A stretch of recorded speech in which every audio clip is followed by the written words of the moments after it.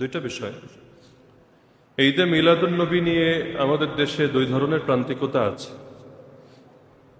কিছু বাড়াবাড়িও আছে, কিছু ছাড়াছাড়িও আছে।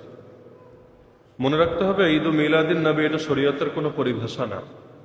আল্লাহ রাসূল সাল্লাল্লাহু আলাইহি ওয়াসাল্লামের পরিভাষায় মৌলিকভাবে দুটো ঈদের কথা আছে, রমজানের ঈদ এবং কোরবানির ঈদ। এছাড়া শাব্দিক অর্থের বিবেচনায় কিছু জিনিসকে ঈদ বলা হয়, যেমন শুক্রবার দিন সাপ্তাহিক ঈদ। কিন্তু এই সাপ্তাহিক ঈদ বলতে কেউ এটা বোঝে না যে ওই 2 নম্বর ঈদের বাইরে গিয়ে এটা মনে হয় 3 নম্বর ঈদ। একইভাবে আরাফার দিবস আরো বিভিন্ন ক্ষেত্রে ঈদ শব্দের ব্যবহার পাওয়া যায়। তাহলে শাব্দিক অর্থের বিবেচনায় কেউ যদি ঈদ ও মিলাদুন নবী শব্দ ব্যবহার করে, তাহলে এটাকে অস্বীকার করার সুযোগ থাকে না, কারণ সে বোঝাতে চায় যে নবীর আগমনের জন্য খুশি, এতটুকু। কিন্তু ঝামেলা হলো যে কোনো ক্ষেত্রে কোনো শব্দ ব্যবহার করলে যদি ভুল বোঝাবুঝির আশঙ্কা থাকে, সেই ক্ষেত্রে এমন শব্দ ব্যবহার করাই ভালো যেটাতে ভুল বোঝাবুঝি থাকে না। একান্ত কেউ যদি ঈদ মিলাদুন নবী শব্দ ব্যবহার করেও, মূলত ঈদ মিলাদুন নবী আপনি যদি ডিকশনারি খোলেন দেখবেন আর অনুবাদ হলো ক্রিসমাস ডে। ওই যে বড়দিন, যেটা 25 ডিসেম্বর, এই বড়দিনটাকে আরবিতে ঈদ মিলাদুন নবী বলা হতো আগ থেকে। পরবর্তীতে যারা আল্লাহ রসুলের জন্মবার্ষিকী পালন করে তারাও একই শব্দ বেছে নিয়েছে, ভেবেছে খ্রিস্টানদের নবীও নবী, আমাদের নবীও নবী, আমাদের নবী তো আরো বড় নবী, তাহলে ওরা যদি ঈদ মিলাদুন নবী বলতে পারে আমরা বলতে কি সমস্যা? এখানে মূল বিষয়টা ক্লিয়ার থাকা দরকার। কেউ যদি আল্লাহ রসুল সাল্লাল্লাহু আলাইহি ওয়াসাল্লামের এই যে জন্ম হয়েছে রবিউল আউয়াল মাসে, এ উপলক্ষে রবিউল আউয়াল মাসে কিছু আলোচনা সভার আয়োজন করে, অথবা হামদনাত অনুষ্ঠানের আয়োজন করে, অথবা আল্লাহ রাসূল সাল্লাল্লাহু আলাইহি ওয়াসাল্লামকে স্মরণ করার জন্য কুইজ প্রতিযোগিতা, সিরাত পাঠ ইত্যাদির আয়োজন করে, নিষেধ করার কোনো সুযোগ নেই, কোনো সুযোগ নেই। এখন কেউ যদি বলে সাহাবীরা কি করেছেন, তাবেঈরা করেছেন, তাবেঈরা করেছেন, আপনারা কিভাবে করেন? কোনো কিছু নতুন হলেই বেদাত হয়ে যায় না, বরং নতুন জিনিস তখন বেদাত হয় যখন সেটা ইসলামের মূলনীতির সঙ্গে সাংঘর্ষিক হয়ে যায়। সাহাবীরা ওয়াজ মাহফিল করে নাই, আপনারা কেন করেন? সাহাবীরা খানকা খোলেন নাই, আপনারা কেন খোলেন?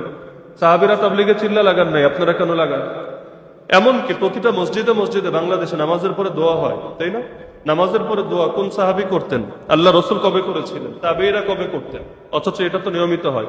এমনকি পীর সাহেবরা যে ইল্লাল্লাহ ইল্লাল্লাহ জিকির করে, আমি ওই মাসালায় যাচ্ছি না, কোনটার কি হুকুম, মাসালা রাখেন, করে তো মানুষ ইল্লাল্লাহ জিকির করে, পাঁচ আনফাস জিকির করে, এগুলো সাহাবীরা করেছিলেন।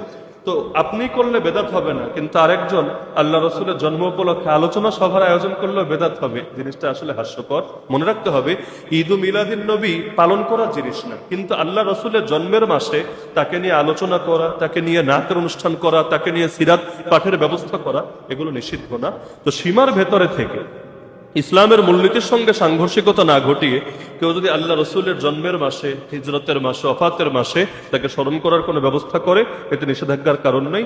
সাহাবীরা আলাদা করে রবিউল আউয়াল এজন্য করতেন না, কারণ তারা সারা বছরই করতেন।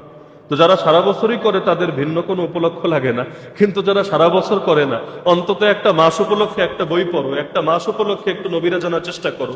নাইমামার চাইতে কানামামা তো অন্তত ভালো। তো সীমার ভেতরে থাকলে সমস্যা না। কিন্তু বাংলাদেশে অনেক সময় দেখা যায় ঈদ মিলাদুন নবী উপলক্ষে হাজির নাজিরের আকীদা নিয়ে আরো বিভিন্ন রকম র্যালি ট্যালি করে সেখানে নবীর শানে বিভিন্ন ধরনের কথা বলে। আমি এক র্যালিতে দেখলাম বলে ওয়েলকাম ওয়েলকাম ইয়া রাসূলুল্লাহ। মানে এই জাতীয় স্লোগান নবীর সাথে আসলে কতটুকু যায়, কতটুকু ভদ্রতার পরিচয়, এগুলোও তো একটু চিন্তা করার বিষয়। আর ঈদ মিলাদুন নবী উপলক্ষে কোনো আমল নাই। মাস্টার যেটা জিজ্ঞেস করেছেন কোনো আমল আছে কিনা, কোনো আমল নাই। নবীর জন্মদিন উপলক্ষে কেউ যদি আমল করতে চায় তাহলে সোমবার দিন রোজা রাখবেন সারা বছর, খালি রবিউল আউয়ালে সোমবার না, প্রত্যেক সোমবার রোজা রাখেন, এটা আল্লাহ রসুল সাল্লাল্লাহু আলাইহি ওয়াসাল্লামের অনুসরণ হবে। কিন্তু 12 রবিউল আউয়াল যতই জিলাপি খান, আল্লাহ রসুলের অনুসরণ হবে না।